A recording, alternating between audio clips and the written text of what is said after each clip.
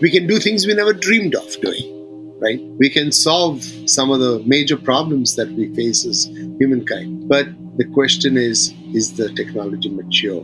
Is there too much of hype? And where do you separate the hype from the true potential and understand the gaps between where we are today and what we can do in the future with AI? From aerospace engineering to being a leading voice of responsible AI, meet Dr. Kelly Cohen.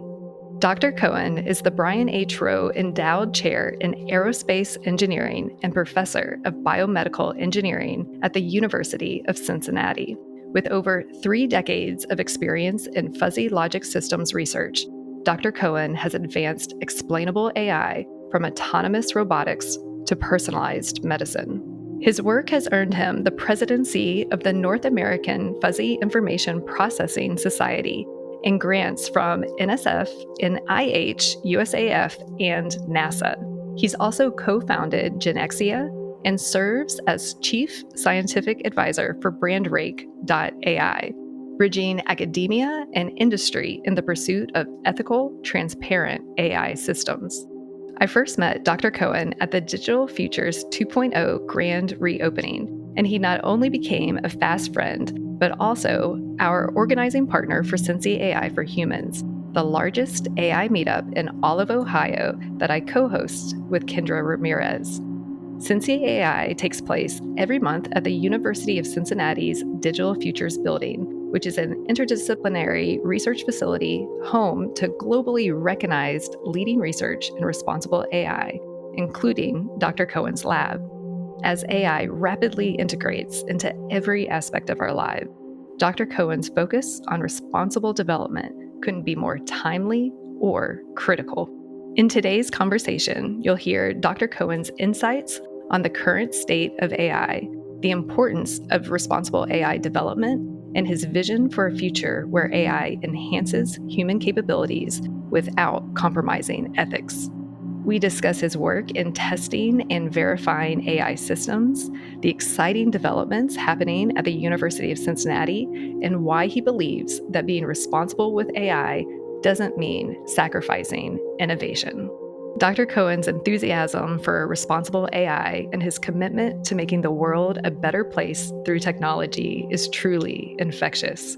Join us as we explore the intersection of AI, ethics, and human potential with one of the field's most passionate and knowledgeable voices. Enjoy. But have you ever thought, what if this is all just a dream? Welcome to Creativity Squared. Discover how creatives are collaborating with artificial intelligence in your inbox, on YouTube, and on your preferred podcast platform.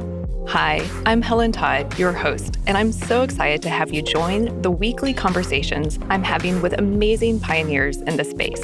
The intention of these conversations is to ignite our collective imagination at the intersection of AI and creativity to envision a world where artists thrive.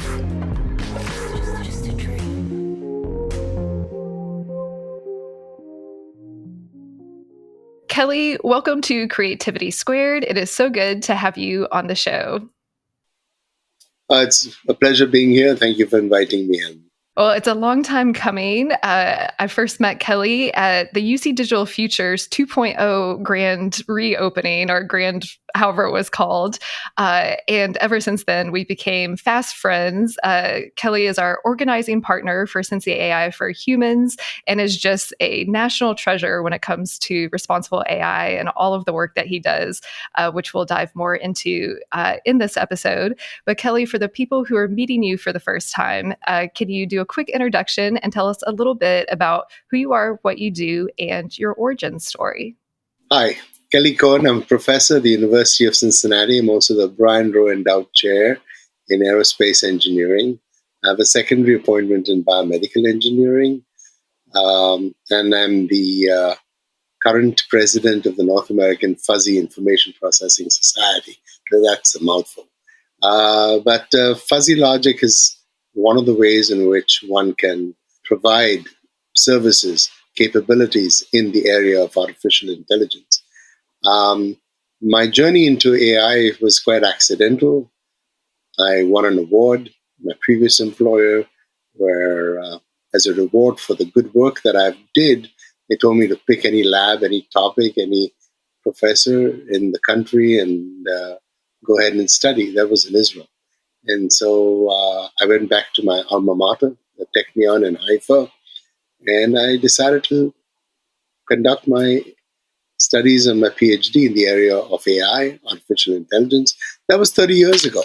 It started off in 1994, and since then I've been developing and testing AI systems. So it's been 30 years now.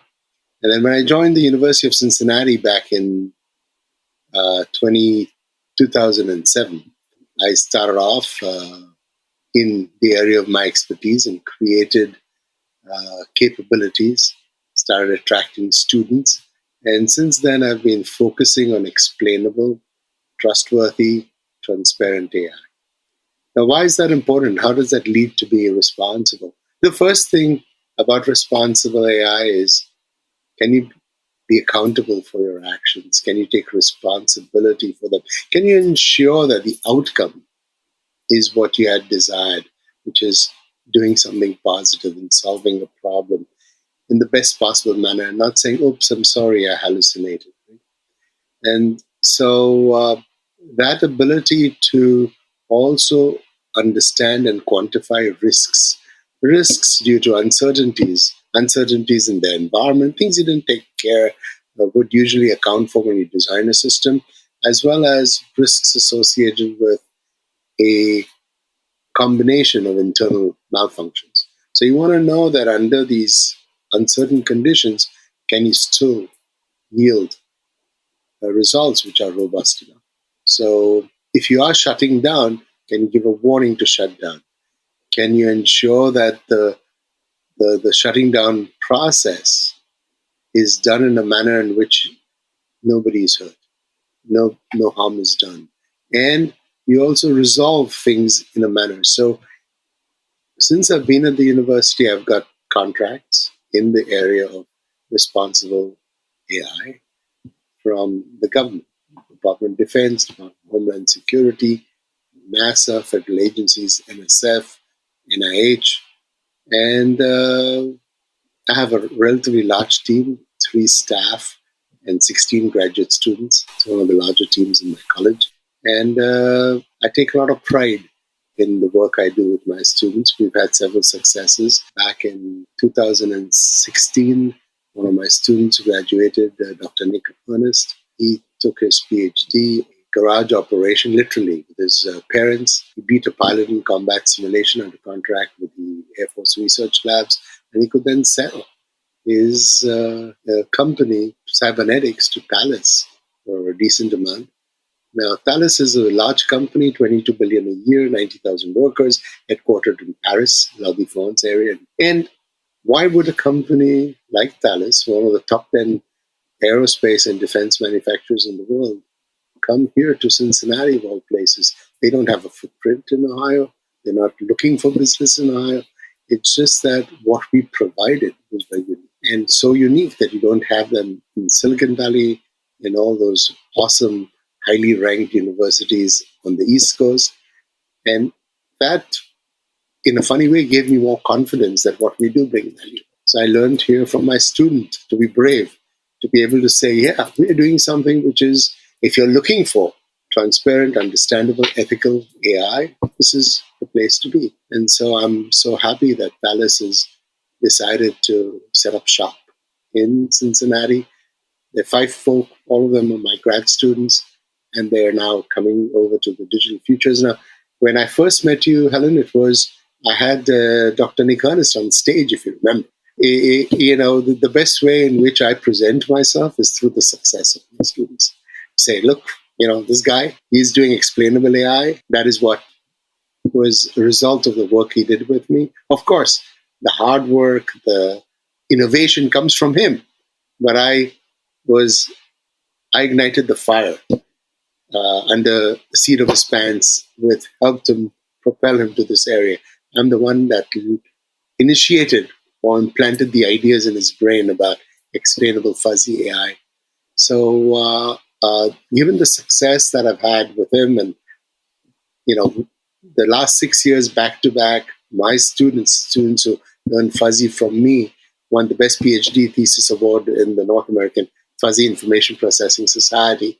And the success of my students is what made the board pick me unanimously as a president of the organization. So getting the support of my community, my professional community, looking at the success of my students, that's what makes me tick. And I just want to do more of the same. Well, we love seeing all of the great success coming out of the University of Cincinnati. And for those who are listening who don't know, I think entrepreneur.com or Entrepreneur Magazine actually did a study or presented a study where they predicted more unicorns will come out of the University of Cincinnati than any other school in the United States. And we definitely give you a lot of credit for that, Kelly. So you've been in the industry and doing research for 3 decades now. From the seat that you sit, can you kind of give us a snapshot of the AI industry? Like, clearly it's been around for a long time, and then OpenAI kind of opened a can of worms with GenAI.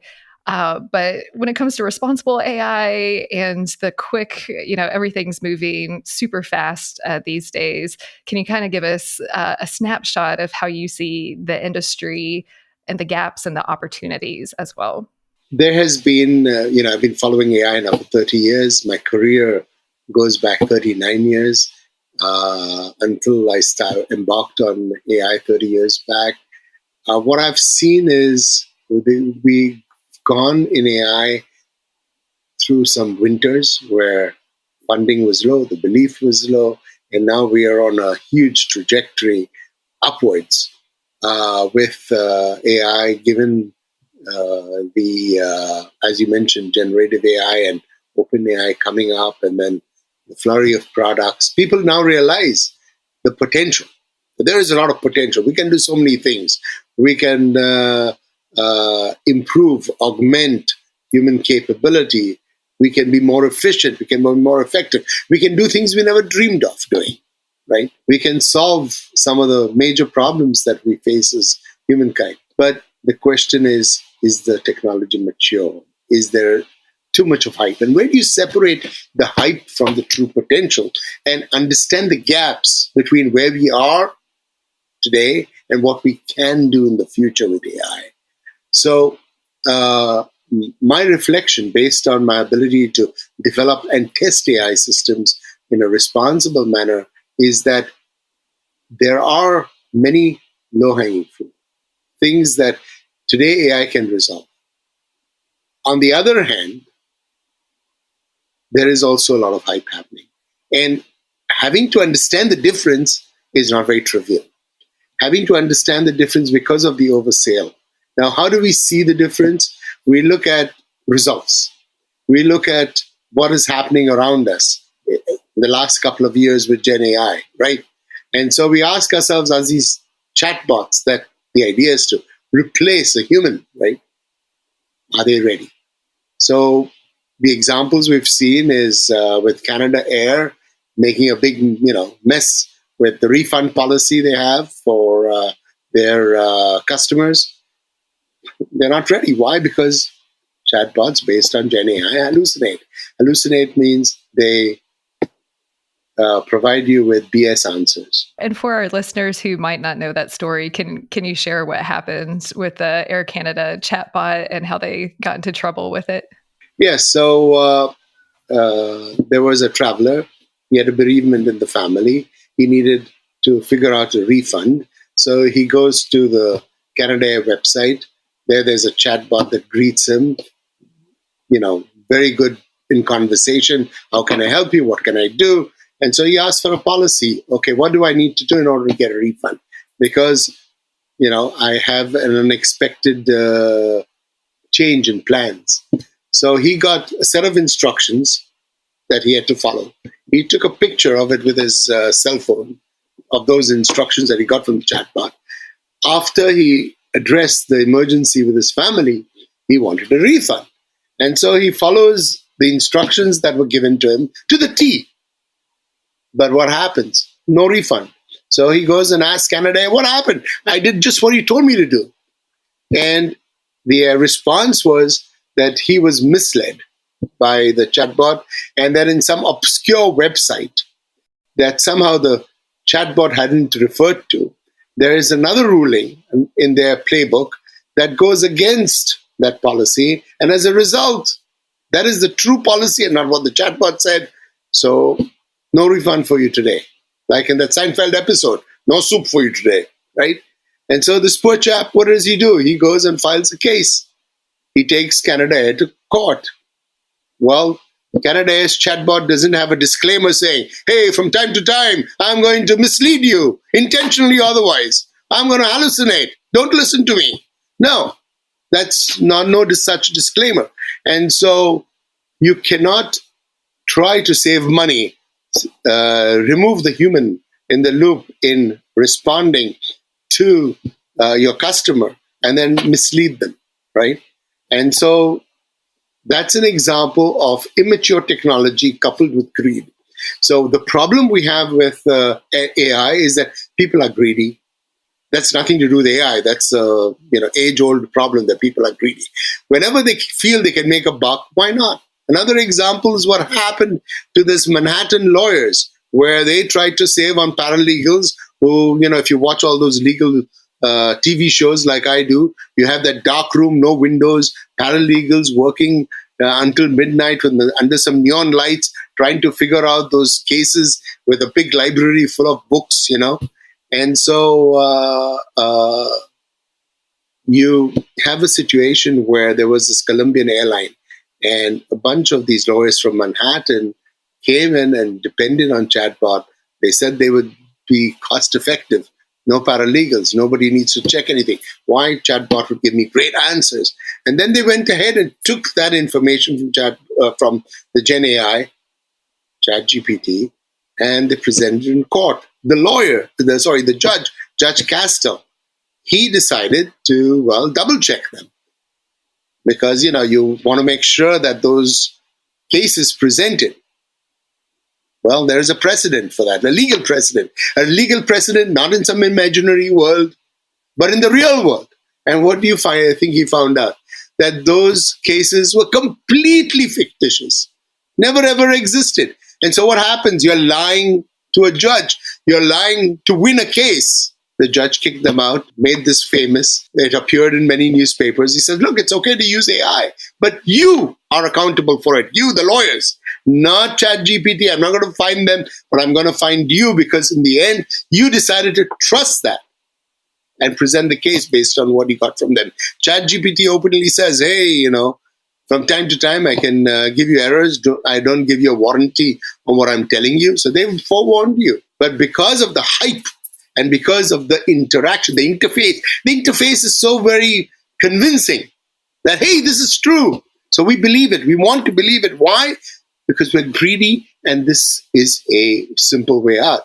And so that's another example. And there have been many other examples of rollouts, Google's Gemini, right? Where you have folk dressed up in weird backgrounds because they try to force the diversity aspect in a very in a manner which is very unbecoming. You have had cases where Professor Tully there was a claim that a Washington Post article where he joined a trip to Alaska, and he inappropriately sexually harassed one of his students, right?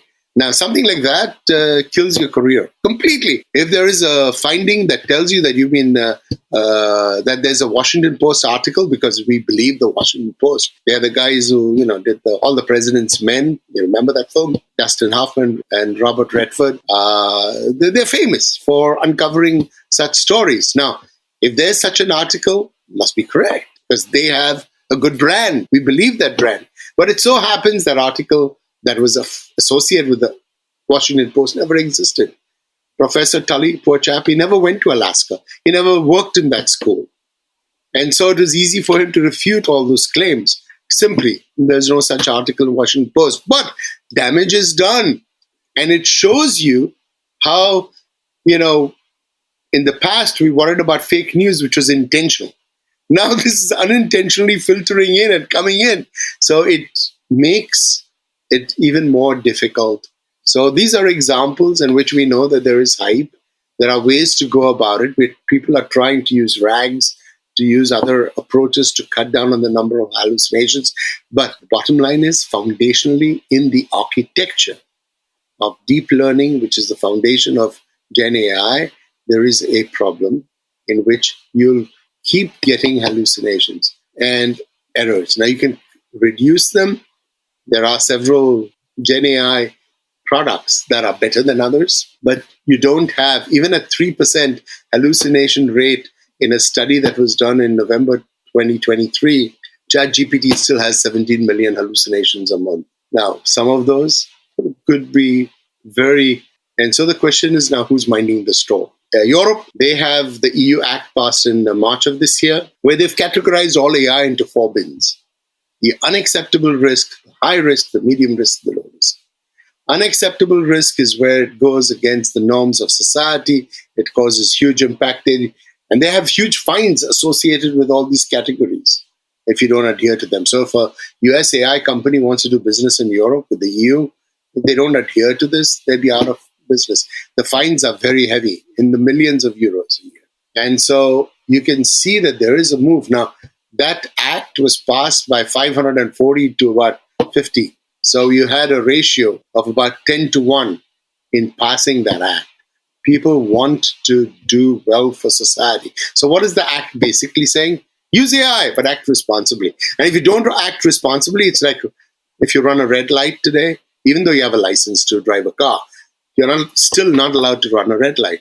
So the fact, like if I do an equivalence to that, I have a license to operate an AI system, but I'm not allowed to cause harm. Running a red light is causing harm. I might hit somebody. I might cause an accident. I might cause danger to other folk, and also to the people in my car who opted out to drive with me as a driver. And so as we have regulations on the norms and the behaviors of our citizens, okay, if you steal something that belongs to somebody else, you have to, answer for that. You got to be accountable for that today if you're a person. But if you're an AI that steals somebody's privacy, there's no regulation for that. One, I guess, criticism of that, a lot coming from our friends on the coast, is that responsible AI, and even more so regulation, stifles innovation and lets others have a competitive advantage. How would you respond to people who take that stance? The West Coast feels that regulation comes in the way of success. I'll give you a few examples with self-driving cars. That's considered to be high risk according to the Europeans. Why? Because it can cause harm to people. So without certifying the quality of their AI, self-driving taxis were introduced without regulation. Why? Because regulation comes in the way of advancement. Into the city of San Francisco, no regulations, no certification. It's GM. GM is a trustworthy company. They got a lot of money. They can help us. Let's give them permission. Well, if you do a test with rats at the University of Cincinnati, you have to go through an IRB. Why? Because even if I end up killing the rats, I have to do it following a certain protocol. But these folk who are anti-regulation, they say, okay, let's unleash our AI on our unsuspecting citizens without any process. And, it ended up by dragging a lady 20 feet under the car, and there was nothing in between to stop that from happening. And at the end, folk asked GM, what happened? Oh, sorry, flaw in my AI. Okay. Now, according to Missy Cummings, who worked for a while on Department of Transportation's safety to do with self-driving cars, one of the big problems GM's cruise taxis, Waymo of Google, and also Tesla's self-driving cars have is that the foundation, they're based on deep learning, that's brittle. It is impossible to cover each and every scenario. And there's so many new scenarios that come. We as people learn how to adapt. We have certain principles. Do not hurt people. Do not cause harm. So they've got all these hypothetical situations they love to play with. Oh, on the left, you've got a bunch of kids. On the right, you have your grandmother. Whom would you hurt? Crap. In this case, there was no other scenario. There was just, do I have to drag an old lady or not? And they decided, yes, we should drag the old lady. Now, where does that make sense? So, okay, that is supposed to advance you. They figured out that the technology is not mature. The license of GM to operate cruise taxis was revoked. And now you go back to the drawing board. They lost close to $1 billion in that acquisition of cruise taxis. They fired the entire leadership of Cruise because they found they were lying to GM. There was no proper auditing or quality control on the product. And the question is, no regulations. But is that exactly advancing us to be able to use our citizens in a way in which they're worse than rats? Now, I'm glad that Ohio is not as advanced as Silicon Valley and that we haven't unleashed such harmful AI on our citizens here. And I hope we don't do until we come up with a testing process that can certify the safety of such systems. That is the way I have to answer. I know the Europeans have got it right. And I feel that we should learn from mistakes made when we come up with our overindulgence in greed and with large companies just because under the guise of advancement, they try to sell us immature technology. You have to be responsible to ensure, and there should be somebody certifying you, some NIST policy. So today, the advancement in AI is so very vast and fast that the policymakers are not keeping up. And those that permit this to happen in our society, they are ill-advised. So it is groups such as ours and events such as what we did yesterday, where we talk openly and we advise our policymakers that there is a different approach. It is important to be cautious. So there are some applications that are not harmful to, in the use of AI. So you have to assess the risks. You have to be able to differentiate between what is mature and low risk. That's good. Let's advance that. There shouldn't be a blanket on all of AI, but we should assess every AI to categorize them, to assess the risks. And that's what I'm doing within the CIC. I lead a team to do risk evaluation of AI. And we're coming up with a series of tests. But the whole idea is, does this cause harm? In the area of health, you don't want a diagnostic to have a false positive, which is a lot of anxiety. You go through a great deal of anxiety because you're told that you have a disease which you don't have. Worse still is a false negative. A false negative is a death sentence. That means, for example, you go for a mammogram, you have cancer, but you get the all clear signal, and because you don't initiate your treatment early. Now, don't you think we need to test this? Well, I hope FDA does thorough testing to be able to figure out, is this good enough to be utilized in the market? And don't listen to Silicon Valley and say, oh, FDA is coming in the way of using AI for health, right? Like everything else, we need to ensure that the interests of our public are the most important decision-making factor when we decide on regulations. So I believe we can advance AI, and I've been trying to advance AI all these 3 decades without having to look at our fellow citizens and say they are collateral damage, because that's basically what's happening. Citizens in certain cities where the policymakers don't know better are collateral damage to the advancement of AI, of greedy companies trying to market their immature technology. You mentioned the CAIC for our listeners and viewers. That's the Cincinnati AI Catalyst. Kelly was actually just named a board member. I'm also a member. Yesterday's event that we did was actually all volunteer based, a workshop for our local governments here for the 8 counties in the Cincinnati region to make sure that no one gets left behind, and especially our local governments. And Kelly, your presentation was on the 8 principles of responsible AI. So I'd love for you to kind of share, kind of at a high level, what is responsible AI? Because we hear those words a lot: responsible, ethical AI. How do you define responsible AI? So responsible AI goes back to the golden rule. Don't do anything unto others that you want them to do to you, right? We've seen this principle play down in the major religions.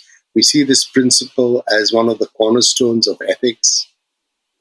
And based on this main foundation, now we can translate that into AI. So we want to make sure that there is no biases. We are fair.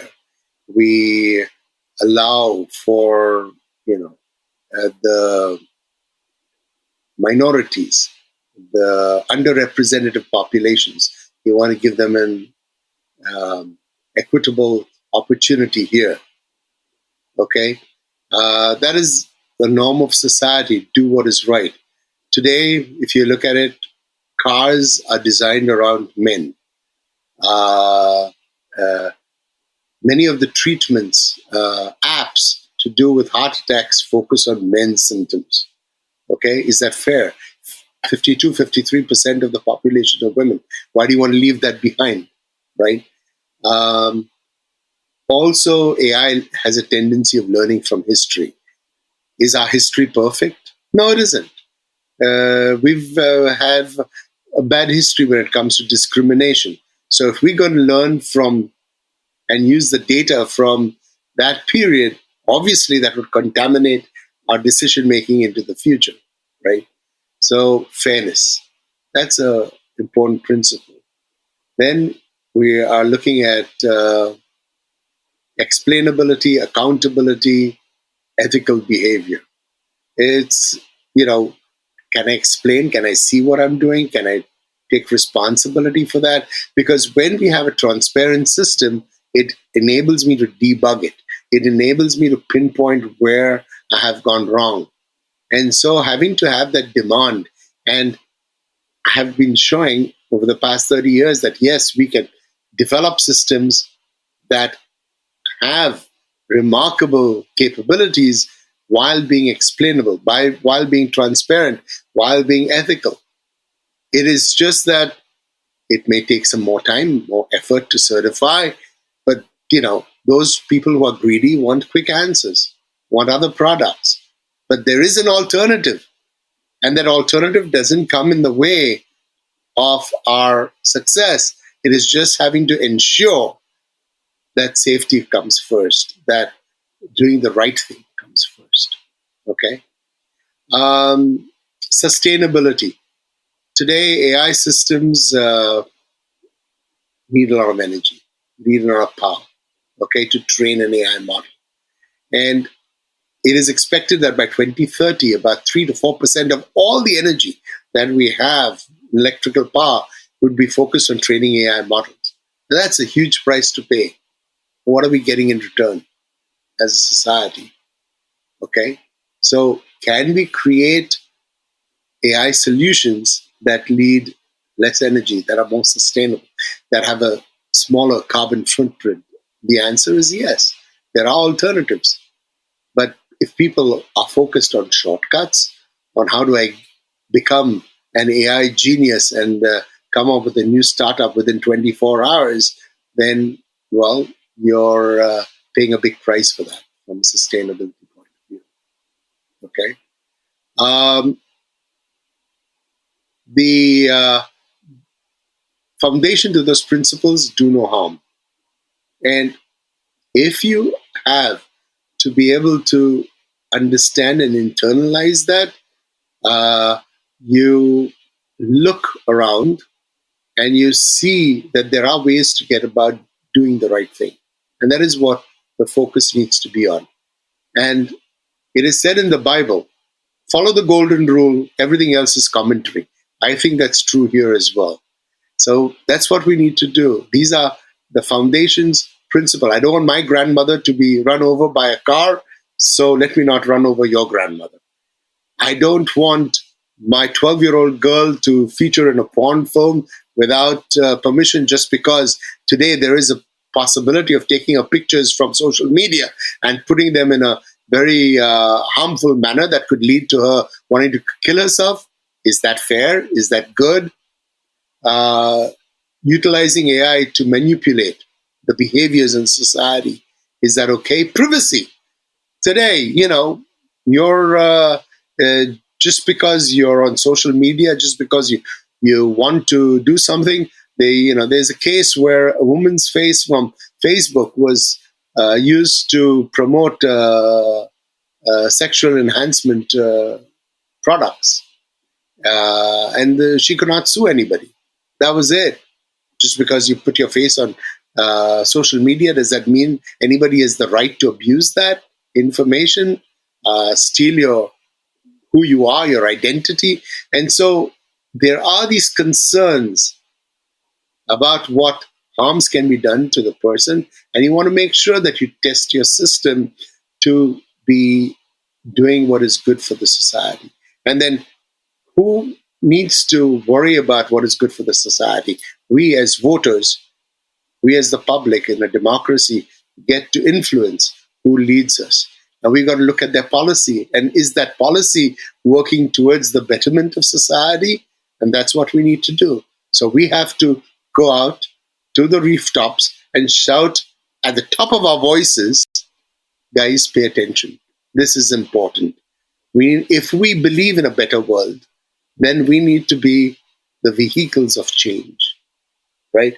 As an academic who teaches, develops AI, a responsible, ethical AI, I see it as my duty to be able to do that. And I'm so pleased that when I have that competition of what is responsible AI, you picked that up and you helped us choose the best video clip. You remember that? That was good. And then you shared that with your community. So when I teach my classes, I don't only teach the how to write a software program in Python, how to do this, how to do that. I also teach them why is what we're doing important. How do I see the very, very big picture? How is it to use AI responsibly? So I dedicate 4 lessons and 1 assignment, which is graded, which is creating that YouTube video, what is responsible AI, as my first assignment, because I want the students, before we get down to the details of the how, it is important to say, why am I doing AI? And what will it lead to the world, right? Now, some people across the coasts do not have the same approach into teaching AI. Or developing their AI. Like, why are we developing AI? I think the why should be at the beginning of almost all of these conversations.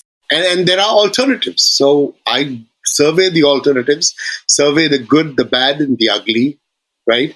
And there is a lot of good to be had. So I'm not anti-AI at all. That's my career, is developing products, okay? And I am contributing as an entrepreneur as well to a few solutions. You mentioned Genexia, BrandRank.ai. Genexia is about using mammograms, but not just for cancer detection, but also to be able to use that same mammogram that captures breast arterial calcification and then correlate that with what one would find in an angiogram, that is cardiovascular risk assessment.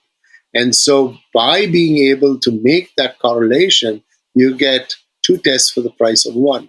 You go, take the trouble, get a mammogram, go through that very uncomfortable test, and then you get assessment for cancer, as well as an indicator whether your risk for cardiovascular health is low, medium, or high. And if your risk is high, then you can do something about it. There are about 500,000 women who die every year in the United States from cardiovascular disease. We believe, together with, Professor, cardiovascular health specialist in Cleveland Clinic, Eccles Essenstein, that nobody needs to die from a heart attack. you can reduce that number significantly if there is warning provided. That is, diet, exercise, low stress, and a few medications, and then you can even reverse the problems one has. It's not unlike cancer, which is far more difficult. We don't have proper cures for that. But heart disease can be regressed, stopped, avoided. And so, what we want to do with Genexia is to provide that possibility to women. And I'm a heart attack survivor from 2018. UC was formed in 1819, and so the 18s and the 19s have got all mixed up with me. So while we were celebrating our 200th birthday, I was just recovering from a heart attack. And there, my wife detected something wrong. I had 100% blockage in my widowmaker. She called 911 against my better judgment, as I was thinking she was just being hysterical. But she was right. There was something wrong, and I was lucky. There's a genetic predisposition that I have that made me very sensitive to something. I never got tested. But the chance that I got allowed me to say, hey, within my capability as AI, if I can bring about a difference, if I can save people the way I was saved, the chances of, by the way, somebody surviving a widowmaker heart attack outside of a hospital, which what happened to me, is about 11%. So I'm really, really, really lucky. And not everybody has this good fortune. And so I want to share that with society. And part of what I'm doing is being responsible is a result of this awakening where I see things from a different light. I see things as wanting to be positive. So it's not just the talk that I do, it's also having to make a difference.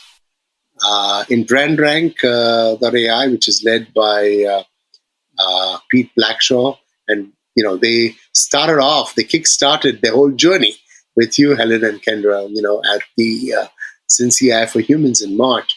So I was their first other hire as Chief Scientific Advisor. And what I do is I use my Responsible AI together with game theory to hold brands accountable and to show them whether they're living up to their promise. So people can come up with claims. Oh, we are sustainable. We have a low carbon footprint. We're doing all these awesome things. But then do they really give you good customer support, or they're like Canada Air that cuts corners and lies to the customer and misleads them, right? That's not good for your brand. How often do people really take and internalize all the complaints they get? So what we're trying to do is bring about something positive to society by looking at AI to provide us with information on making brands better, more responsible, more ethical, and having to help them reach the goals that they've set for themselves. We've had Pete on the show to talk about his optimization for brands in the chatbot. So anyone who's listening who missed that episode, it's a really good one. And we're so lucky to have you in Cincinnati and these startups in our burgeoning AI ecosystem here. One thing I do want to talk a little bit about what's happening in Cincinnati, but before we do that, you mentioned that you work on testing and verifying AI systems so that the outcomes are responsible and minimizing hallucinations. Our audience, at least I'm not so technical, can you kind of break down what's needed for robust testing and like what you're working on to verify that these systems are responsible and safe? Like how many dimensions or tests do you have to run to ensure that AI is safe? Just kind of give us a glimpse into your research and what you're working on in that regard. So most of my work is done on safety critical and time critical systems where intervention of AI can make a difference and save lives. But you have to test and validate that. Thus far, we don't trust generative AI solutions there, but we use three basic approaches. One is based on formal methods during the process of design, where we look into potential violations that can cause safety issues. Okay. And so we make sure that the design, the fundamental software, because today many systems have got hundreds of thousands, if not millions of lines of code. And sometimes you can have a conflict there. And so you want to make sure that in all of the use cases that where you're going to apply your system to, that your logic is secure. So formal methods is an approach that helps us do that. There was the funding that I received from Air Force Research Labs, one of my PhD students, who's also in Palace right now, Dr. Tim Arnett. Another approach is based on runtime assurance. Runtime assurance looks at safety the way a turtle would. So imagine a turtle moving as fast as a turtle can across to the seashore. And so that's its performance mode, high performance from a turtle's point of view. Okay, it's dashing. And then all of a sudden, what happens to a turtle if it encounters safety or an intruder? It gets into its shell, right? And so what takes precedence for a turtle? Safety. Safety first. It gets into the shell. So it postpones its high performance dash for a while, right? So runtime assurance is similar. We have two modes working in parallel. One is always on the lookout for a safety violation, and the other is its high performance mode. And they work in parallel. Now, what happens in reality? In reality, I could be faced with something my technology was not developed for, environmental conditions, new wind conditions, and also malfunctions. Internal malfunctions or the combinations of malfunctions I may not have ever imagined. Okay? So you have the malfunctions and you have environmental external stimuli that push you off your training mode. And so that could bring you towards some safety violation. Oh, I'm going to collide with somebody. Oh, there is something happening. So you want, at that point, get into a shell. That is, be careful. And then we've looked into hybrids between the safety mode and the high performance mode to get you back to where you want to be without having to violate any safety rules. So this is the second policy. The third one is something I've originally started working on called stochastic robustness. It's based on Monte Carlo simulations. So we come up with a list of all possible uncertainties that can impact in internal, external, and we assume some sort of a probability distribution function. So take, for example, weather, climate, winds. So we know that winds can fluctuate between zero winds to a maximum amount, and that what are the likelihood that those extreme cases would happen? And can your system adhere to that extreme case, right? And why is that important to look into extreme cases? You know that nuclear facility in Japan that faced a extreme typhoon, they call it in Japan, right? Like a hurricane. And, well, there were safety issues, nuclear radiation. They couldn't address it. It was a national disaster. Many people died. And so that's an extreme case, but it is not unlikely to ever happen. So what we do is we list all the possible situations and permutations that can happen, and then we run each of them one at a time. Or the one at a time could include interactions between malfunctions. We could run a few million of these cases based on a digital twin, based on a simulation. Okay?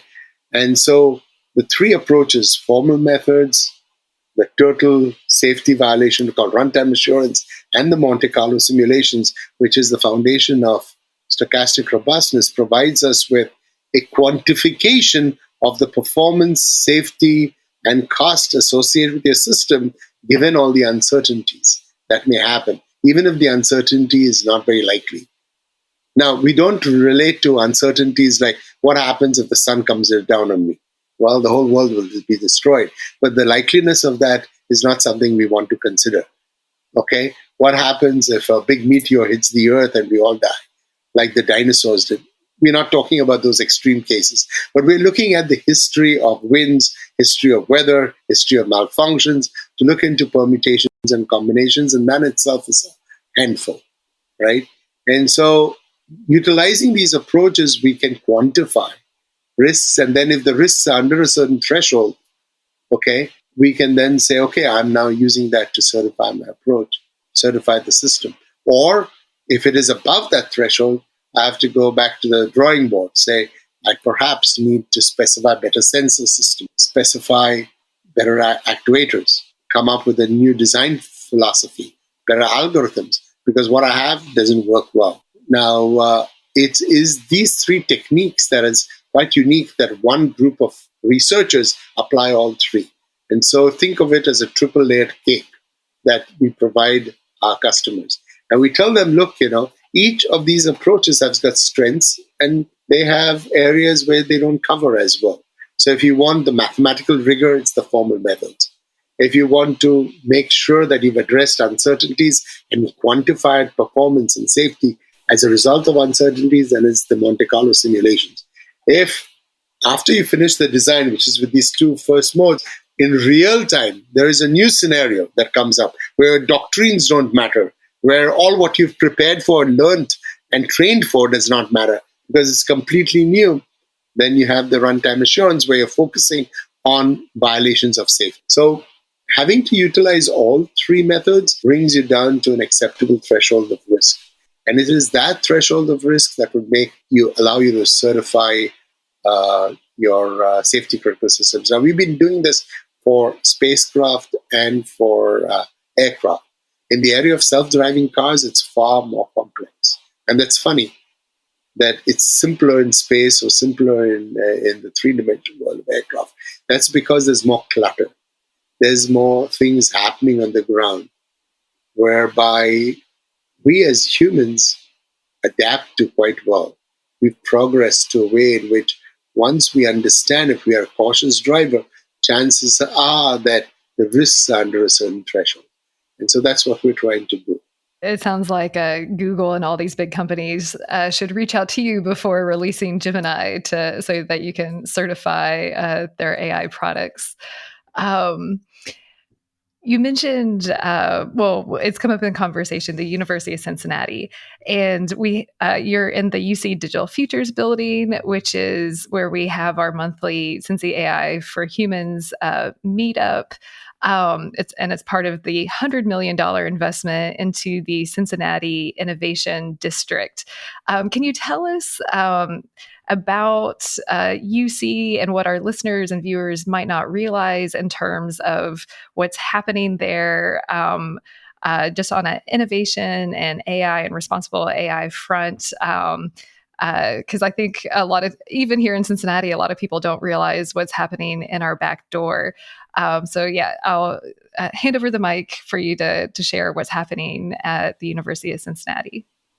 So I've been at the Digital Futures, which is this new complex developed as part of the Cincinnati Innovation District, one of the three innovation districts. There's the other one is in Cleveland and one in Columbus. And in the Digital Futures complex, I'm one of about 20 labs that are operating. We had to compete across the university to get access and space in the lab. So I'm one of the first cohorts that competed and was given space. I left all of my real estate. I was playing Monopoly for about 15 years before that on main campus, getting a lab here, getting an office there, getting space there. I gave that all up to come here, the Digital Futures, to be able to focus and be with my students co-located. The other big advantage of Digital Futures is that it allows we have folk here from the College of Medicine, from DAP, from Arts and Sciences, and by being co-located, it nurtures this collaboration. So I have new collaborations with teams from DAP. For example, one of the folk that was interviewed by you, Alejandro, right? He's in Digital Futures, Transportation Hub. He's from Design, the College of Design in another college. I would never have worked with him. But right now, the two of us, I'm the PI, he's my co-PI, and we won a NASA Phase 2 contract with a company in Philadelphia on AI and safety of operations to assist NASA with their work, right? Now, this whole combination would never have come back. So in the past, the faculty, we have a tendency to live in these ivory towers and never the two shall meet, right? There's no bridge between the towers. And as we progress in our careers, these towers get taller and taller, and all we want to do is to reach to the clouds, but we don't want to see and make these bridges between the groups. So the intention of Digital Futures is to reach out.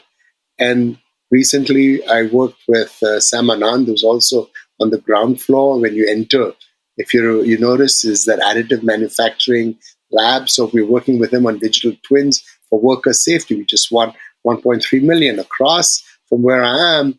Professor Umar has got a lab where together we were just one of two universities that won 11.5 million from the Space Force looking at robotics and AI in a project called ISAM, that's in space maintenance and assembly of spacecraft. I've been working with Dr. Manish Kumar, with Richard Harknett and his group of cybersecurity on trying to use AI to make airports more cyber secure. So there are this opportunity to reach out, and that's where there is this huge synergy. And what we're trying to do is to get out of your comfort zone and utilize your capabilities. So I'm working with the College of Medicine on bipolar disorder treatment, how to utilize information in the electronic health records in order to us to suggest psychiatric care for people coming into emergency, post-traumatic stress disorders, working with companies to do with Alzheimer's and onset of dementia. So there are these wide range of things that originally I was not supposed to do when I was hired into the Department of Aerospace Engineering. But right now I work with a wide range of things, and that's what makes it exciting for me, my students, my capability, and the industry around me. So I work with several industries today, and my footprint has got much larger being here because it allows me to meet up with fantastic people like yourself, Helen, and your associate Kendra, co-sponsor, and to work with Cincinnati AI for Humans. And there are some success stories and budding relationships that never would have happened had it not been for the presence that you have in our building. And so while reaching out to you and having these new opportunities that would never have come about had I stayed on main campus. So coming out here allows me to serve the community better, allows me to improve the learning experience and the opportunities I provide my students, and altogether, the University of Cincinnati does better. So this has been the most productive year in my 17 years at UC. If I look at the metrics, number of publications, number of submissions for awards, and also the number of awards I have won. And a lot of that is because of my ability to come out. And so I thank the governor for investing in the Cincinnati Innovation District. I thank the Vice President for Research for being very supportive and also helping me with paying 75% salary for two of my staff folk, and for allowing us with all these opportunities for us to have a more fulfilling career and to do the best we can. I love that. And, we have CincyAI for Humans to connect and bring people together, and hearing stories where relationships, business relationships come out of that just makes me so happy to hear. I know we're getting short on time, and I know that we could probably go on and on for hours, but I do have kind of a random question. I'm always fascinated with Einstein, and one of the things that I had read or came across is that he thought a lot about the question if he could ride a light wave. And him just pondering that question got him to arrive at the theory of relativity. And a mutual friend of ours, John Salisbury, who's also an amazing AI leader here in the Cincinnati region, shared that when you were working on your aerospace engineering, that you thought of yourself as a particle. And it made me think of the Einstein quote. And I thought that was just so fascinating. So I was wondering if you could just share a little insight into your mind and how you, thought about that, and just in general, how you approached your research questions. This is during the time I was working at the Air Force Academy in the Department of Aeronautics. We were looking at having to tame vortices. Vortices, they're a phenomena in nature. They're a result of an instability. You have vortices in Jupiter. You can see that big spot. It's a vortex. It's not something solid. It's winds moving around. A tornado is a vortex. So we have these vortices. Birds create vortices. The flapping birds, insects, they create vortices and they manipulate them. And that's how they get far better performance than we do with the aeronautics we do. So the project was all about controlling vortices. How do you control them? So there is information that we need to collect from the vortices and then introduce a secondary disturbance with the right frequency and the right amount of amplitude into the flow to interact with the vortex in order to control that. So the question is, you have now here a physics phenomena and information theory. Information is, what information do I require to collect from the vortex in order to feed that back? And there was a vast amount of work done on very complex models and theories that come from optimal control. They used AI and neural nets.